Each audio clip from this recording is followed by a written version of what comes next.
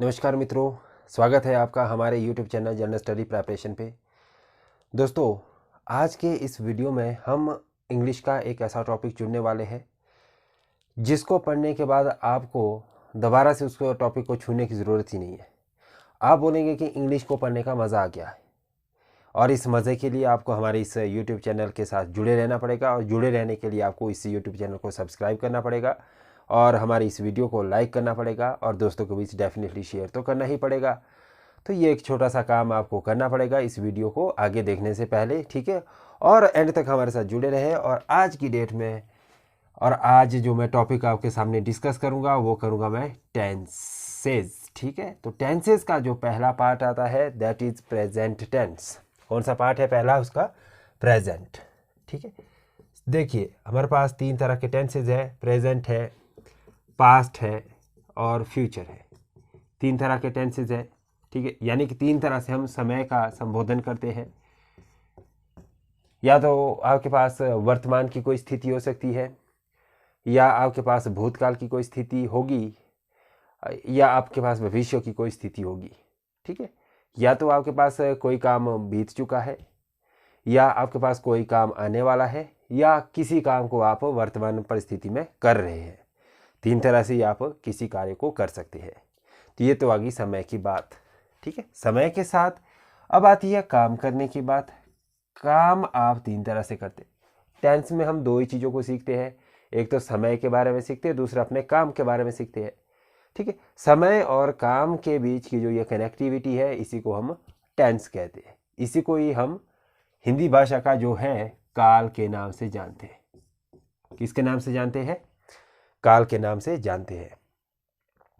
देखिए, मैं किसकी बात कर रहा हूँ यहाँ पे? समय की बात कर रहा हूँ, दूसरे काम की बात कर रहा हूँ। यानी कि मैं यहाँ पे बात कर रहा हूँ इस समय टाइम की और वर्क की, या आप कह सकते हैं इसको एक्शन। यानी किसी के तरह का मैं कोई कार्य या किसी तरह की कोई प्रतिक्रिया करने की मैं जो कोशिश कर रहा हूँ उसके बारे में मैं यहाँ पे आपको बताने की कोशिश कर रहा हूँ।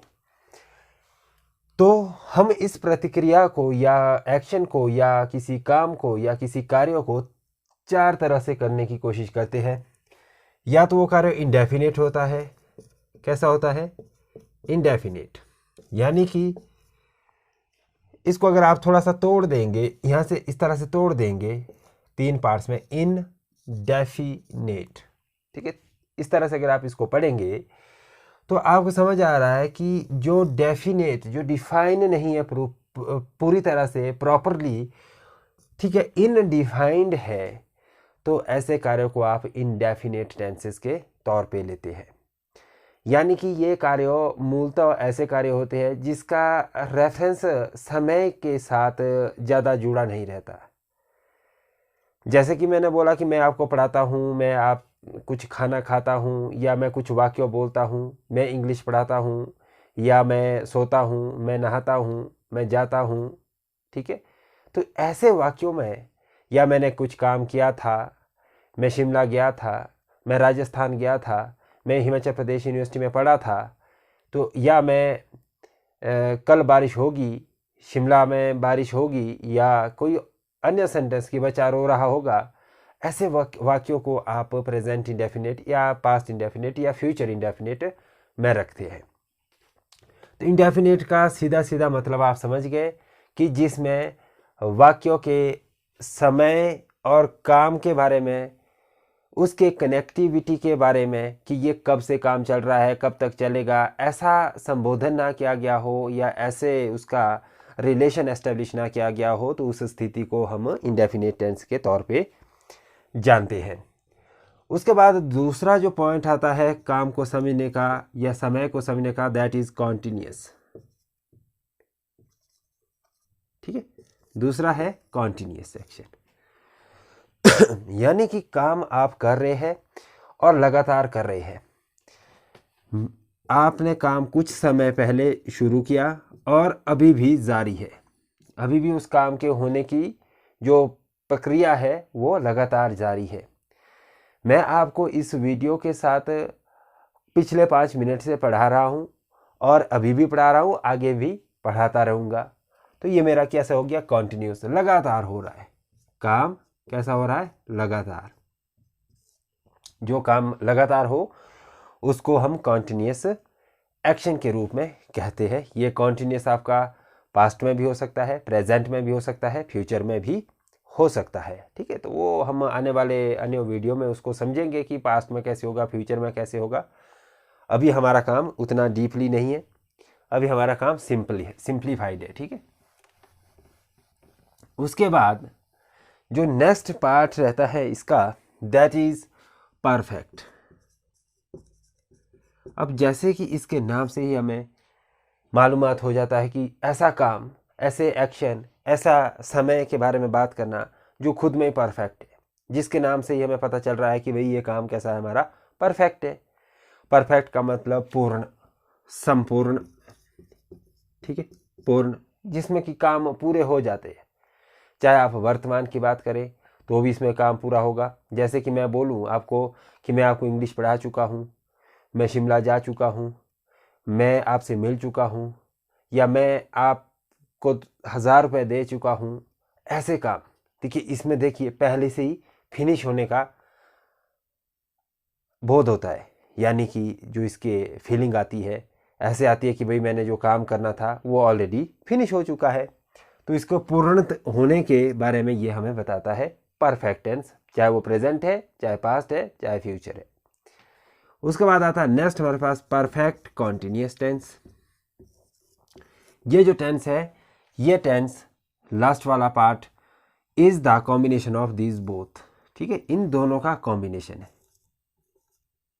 ठीक है, इन दोनों का क्या है, ये कॉम्बिनेशन है। यानी कि इसमें कुछ हद तक काम पूरे भी हो जाते हैं, परफेक्ट है तो पूरे हो जाएंगे, कॉन्टिन्यूस है तो कुछ काम इसमें चल भी रहे होते हैं।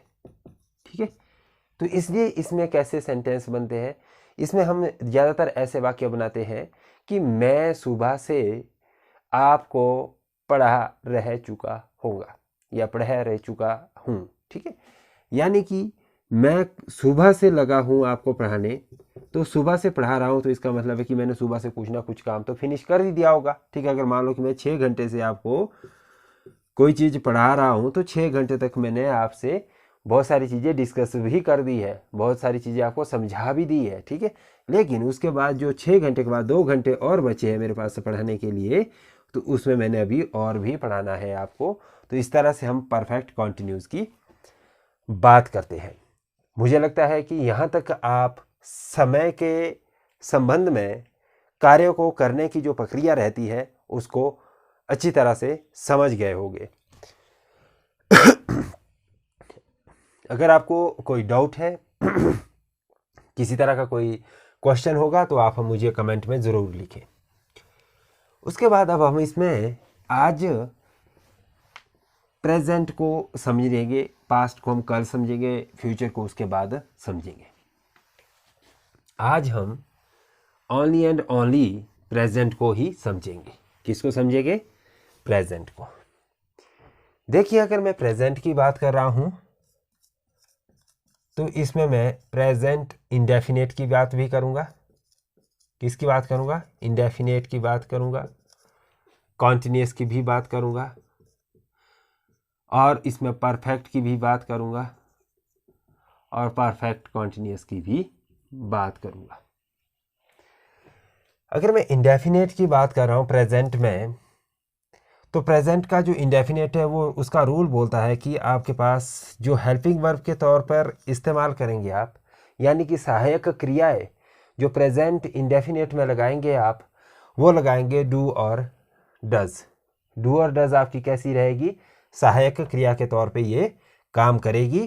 प्लस इसमें जो आपकी मेन क्रिया है, वर्ब है, ठीक है, वो इसमें फर्स्ट फॉर्म में रहेगी। कैसी रहेगी आपकी? इसमें फर्स्ट फॉर्म में रहेगी। इसके साथ ही साथ आप इसमें एस और ई एस का भी इस्तेमाल करेंगे। एस और ई एस का इस्तेमाल आप प्रेजेंट इंडेफिनेट में तब करेंगे जब आप पॉजिटिव सेंटेंस बना रहे हैं। एस और ई एस का जो आप यूज़ करेंगे वो पॉजिटिव सेंटेंसेस के अंदर, ठीक है, पॉजिटिव सेंटेंसेस के अंदर, ठीक है,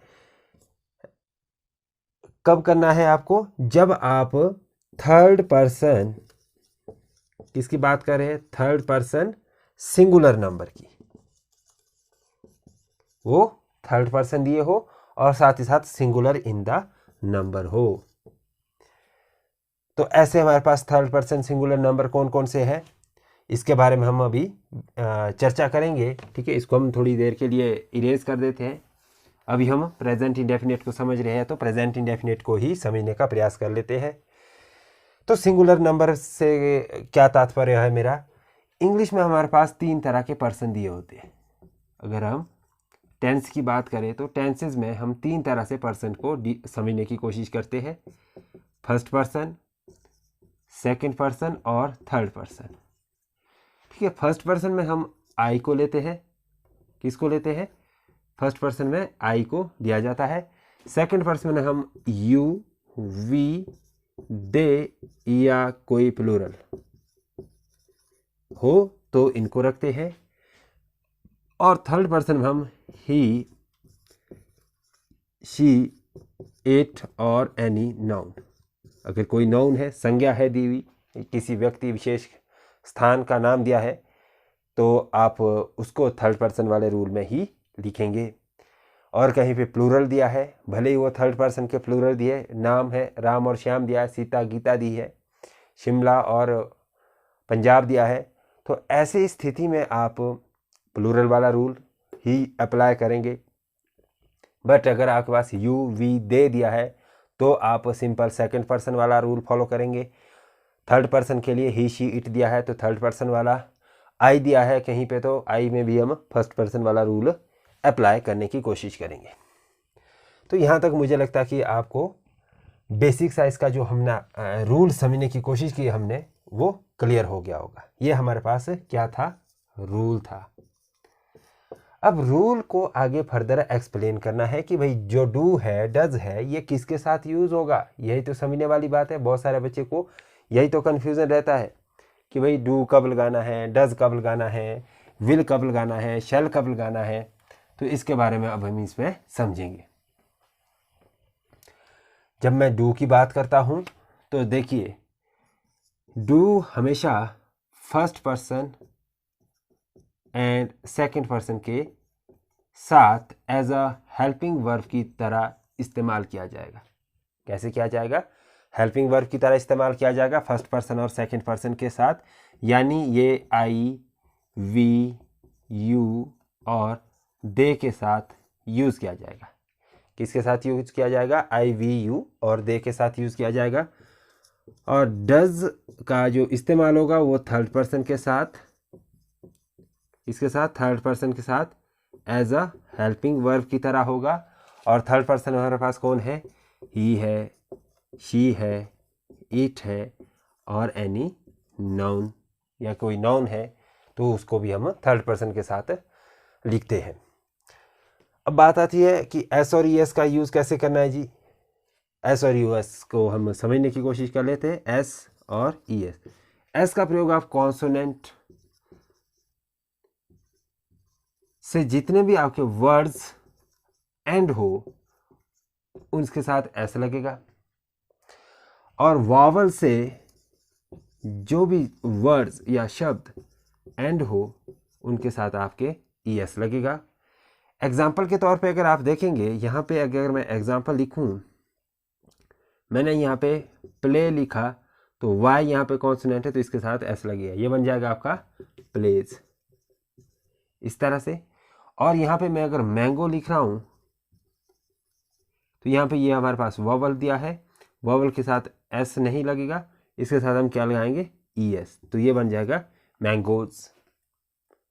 ठीक है, गो लिखा है साधारण, गो का ई एस लगाएंगे तो गोज बन जाएगा। तो ऐसे आप एस और ई एस का इस्तेमाल करेंगे। लेकिन इसमें भी इंपॉर्टेंट बात ये ध्यान रखना है कि जो हमारे पास डू और डज है वो हेल्पिंग वर्ब की तरह पॉजिटिव सेंटेंस में नहीं लगेगी, नहीं लगेगी। क्या बोला मैंने? कि जो डू और डज है वो पॉजिटिव सेंटेंस में किसके, अफर्मेटिव सेंटेंसेस में, या आप बोलेंगे इंडेफिनेट के, जो हमारे पास इंडेफिनेट है किसका, प्रेजेंट का, उसका अफर्मेटिव है, या आप कहे सिंपल सेंटेंस है, तो उसमें हम इसको बिल्कुल भी नहीं लगाएंगे। इसको हम समझने की कोशिश करते हैं रूल को, ठीक है, और बेहतर तरीके से।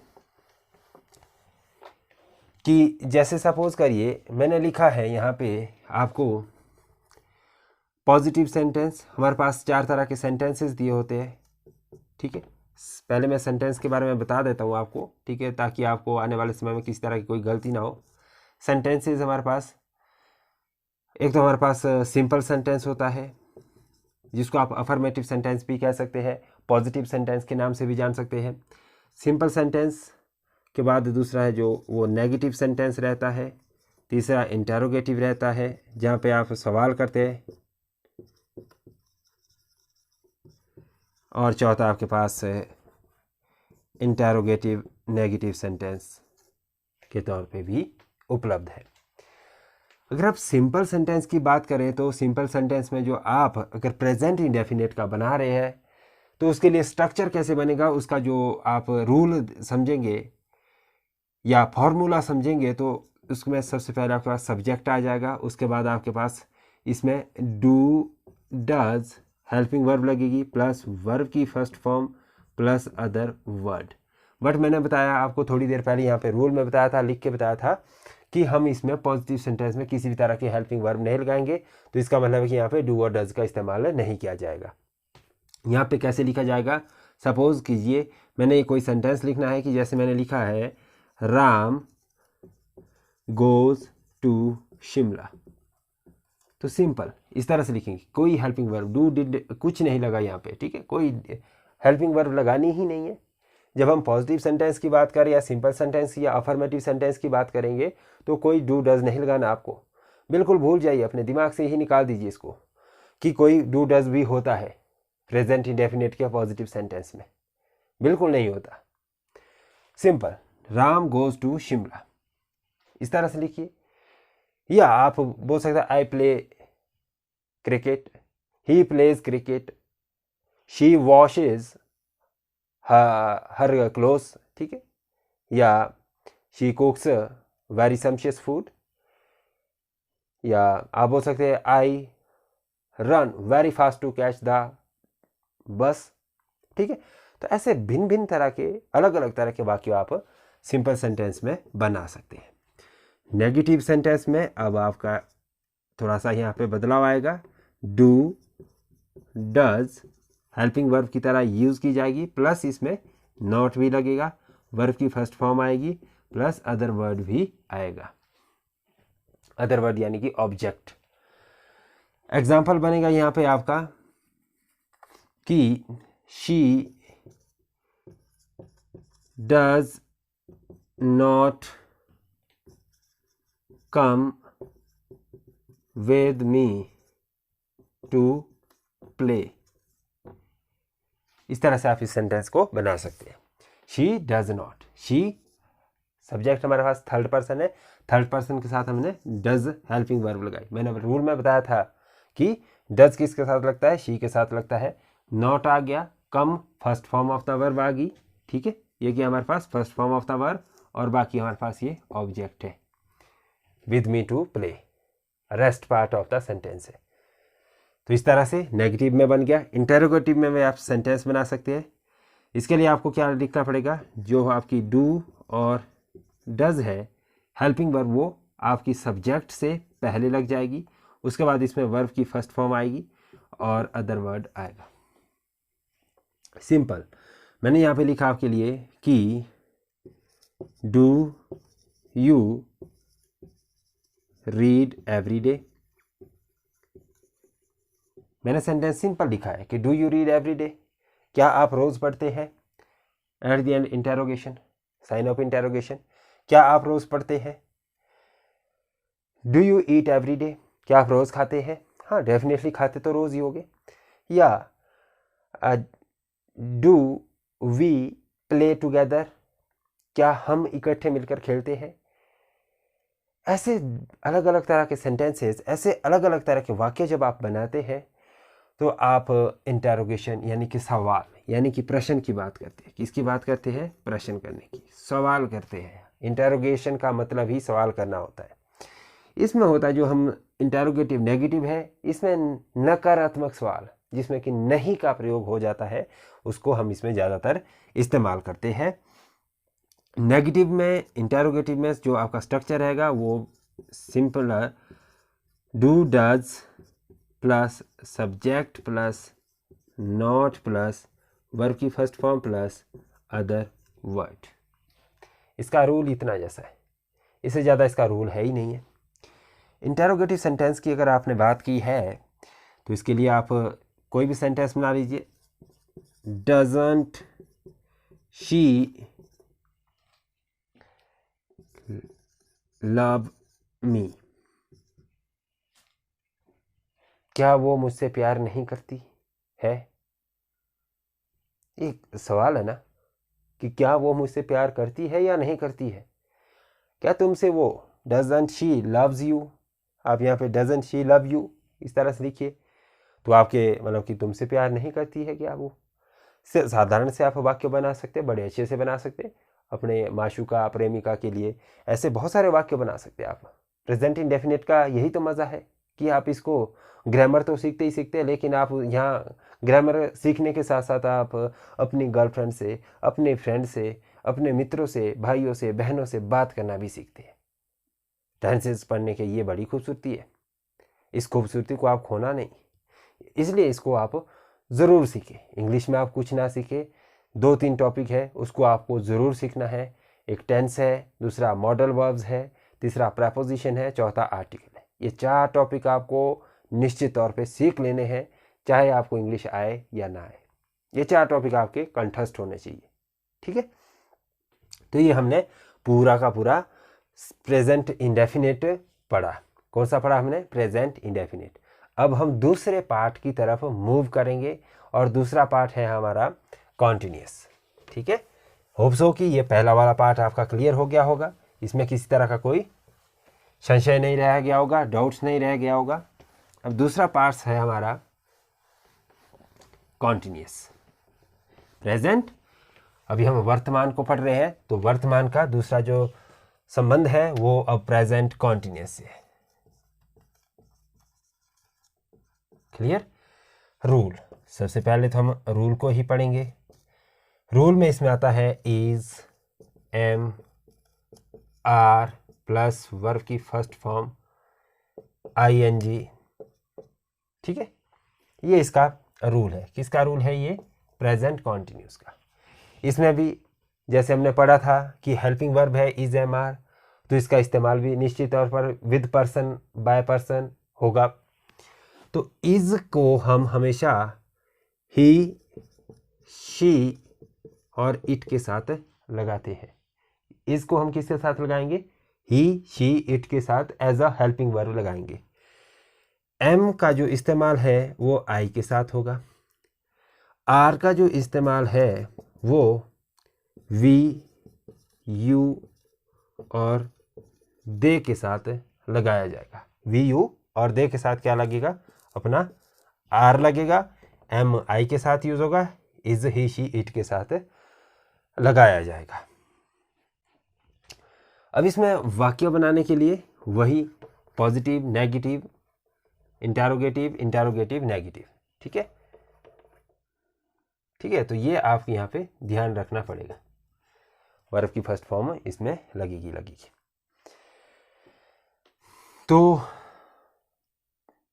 पॉजिटिव सेंटेंस पहले लिख लेते हैं। इसमें जो आपका सबसे पहले सब्जेक्ट आएगा is, am, are as a helping verb आ जाएगी। उसके बाद वर्ब की फर्स्ट फॉर्म आएगी, ING लगाया जाएगा प्लस अदर वर्ड्स लगाया जाएगा। देखिए ING क्या होती है? ING हमारी fourth form of the verb है। Fourth form of the verb है, यानी कि इसको हम to be form of the verb के नाम से भी जानते हैं। किसके नाम से जानते हैं? To be form of the verb के नाम से भी इसको संबोधित किया जाता है आईएनजी को। हालांकि इसको जीरेंड फॉर्म ऑफ वर्ब के नाम से ग्रामर के अंदर एक स्पेशल टॉपिक में आप इसको पढ़ेंगे।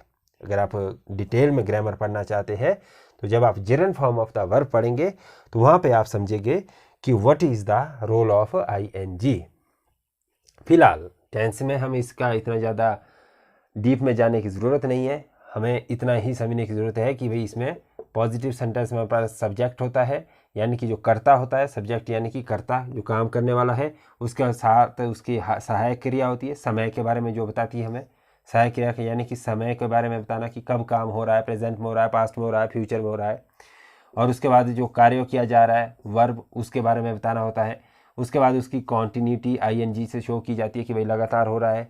उसके बाद अदर वर्ड्स जो कि इसमें ऑब्जेक्ट है कि उद्देश्य क्या पूरे किए जा रहे हैं, ठीक है, उद्देश्य किस तरह के इसमें पूरे हो रहे हैं, उसके बारे में इसमें बातचीत की जाती है। तो ये पूरा का पूरा रूल का एक्सप्लेनेशन है यहाँ पे। अब इसके लिए सेंटेंस देखिए, जैसे मैं लिखूंगा कि राम, राम थर्ड पर्सन है, यानी कि ही शी इट के साथ ही राम भी आएगा। राम भी नाउन वाला है पार्ट है, तो ही शी इट के साथ नाउन भी हम लिखते हैं। तो राम के साथ हम क्या लगाएंगे यहाँ पे, is. Ram is going to eat pizza, ठीक है, कि भाई राम पिज्ज़ा खाने जा रहा है। लगातार एक्शन की बात कर रहा है ना ये, कि अभी जा रहा है, अभी ना पहुंचा ना पिज़्ज़ा खाया, लेकिन वो इस समय चल पड़ा है पिज़्ज़ा खाने के लिए। वर्तमान समय में उसका जो मूवमेंट है वो पिज़्ज़ा खाने की तरफ चल पड़ा है, ठीक है। उसी तरह से नेगेटिव सेंटेंस जब इसका बनाएंगे हम, नेगेटिव सेंटेंस में आप लिखेंगे सब्जेक्ट, ठीक है। सबसे पहले कैसे लिखेंगे, सब्जेक्ट को लिखना पड़ेगा, कर्ता लिखना पड़ेगा। उसके बाद इज, एम, आर के साथ आप नॉट लगाएंगे, प्लस वर्ब की first form and ING plus other words भी लगाएंगे। सेंटेंस आप बना सकते हैं, we are not playing Free Fire, ठीक है। ये बन गया आपका सेंटेंस, बिल्कुल आसान sentence. We are not playing Free Fire, हम फ्री फायर नहीं खेल रहे हैं। नेगेटिव नॉट लगाने से नेगेटिव बन गया। बाकी almost similar of the positive sentence है। उसके बाद आता है इसका, ये दूसरा पार्ट हो गया या पहला पार्ट हो गया इसका पॉजिटिव वाला, फर्स्ट। ये सेकंड पार्ट हो गया। थर्ड पार्ट इंटेरोगेटिव सेंटेंस, ठीक है। इसमें इंटेरोगेटिव में क्या रहता है आपके पास, आप सब्जेक्ट से पहले किसको लिखते हैं, helping verb, is, am, are plus subject plus verb की first form and ING plus other word. इसके अकॉर्डिंग हम लिखेंगे जैसे am I talking to you for 2 hours। आप यहाँ पे टाइम का जो पीरियड है उसको भी मेंशन कर सकते हैं, बट पीरियड को मेंशन करने के लिए आपको फॉर लगाना पड़ेगा। Am I talking to you for 2 hours, क्या मैं आपसे 2 घंटे से बात कर रहा हूँ। ऐसे जब आप बोलेंगे सेंटेंस, या मैं यहाँ पे बोलूँ कि is she looking upon you for 3 minutes, कि 3 मिनट से वो आपके ऊपर झांक रही है। या is she writing a letter to you for 5 minutes, क्या 5 मिनट से वो आपके लिए पत्र लिख रही है। तो ऐसे वाक्यों को आप इंटेरोगेटिव में बना सकते हैं। चौथा है इंटेरोगेटिव नेगेटिव, कुछ नहीं है, इसमें नॉट का इस्तेमाल करना है। बन गया आपका interrogative negative, is, am, are plus subject plus not plus verb की first form ING plus other word. आपका कंप्लीट हो गया।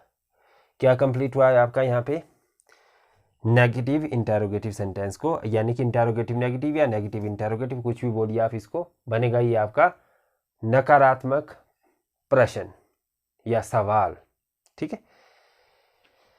एग्जाम्पल इसका रहेगा टी आप इसको लिख सकते हैं, जैसे मैं यहाँ पे लिखने की कोशिश करूँ, इज ही टीचिंग, इजंट कर सकते हैं आप इसको, ठीक है। इजंट यहाँ पे लिखने के बजाय आप, ठीक है, ही के सब्जेक्ट के बाद, जैसे मैंने यहाँ रूल में आपको बताया कि सब्जेक्ट के बाद आप नॉट लगाएंगे, बट आप इसको contraction of the words isn't करके भी लिख सकते हैं, जैसे कि isn't he teaching you English in these days. क्या वो इन दिनों में आपको इंग्लिश नहीं पढ़ा रहा है? देखिए कितना खूबसूरत वाक्य बना है। क्या वो आपको इन दिनों में इंग्लिश नहीं पढ़ा रहा है?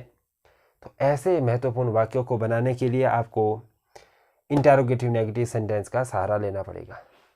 तो दोस्तों ये हमने पढ़ा रूल प्रेजेंट कॉन्टिन्यूस को। इससे पहले हमने पढ़ा था प्रेजेंट इंडेफिनिट। अगर आपको यहाँ तक किसी भी तरह से डाउट है, किसी तरह से क्वेश्चन है, तो डेफिनेटली आप हमें कमेंट सेक्शन में लिखें और नेक्स्ट पार्ट का डेफिनेटली आप इंतज़ार करें। जल्दी आपके पास इसका नेक्स्ट पार्ट जो कि परफेक्ट और परफेक्ट कॉन्टिन्यूस है वो भी प्रेजेंट कर दिया जाएगा। Thanks to be with us, like and subscribe our YouTube channel and share our video. Thanks to watch this video.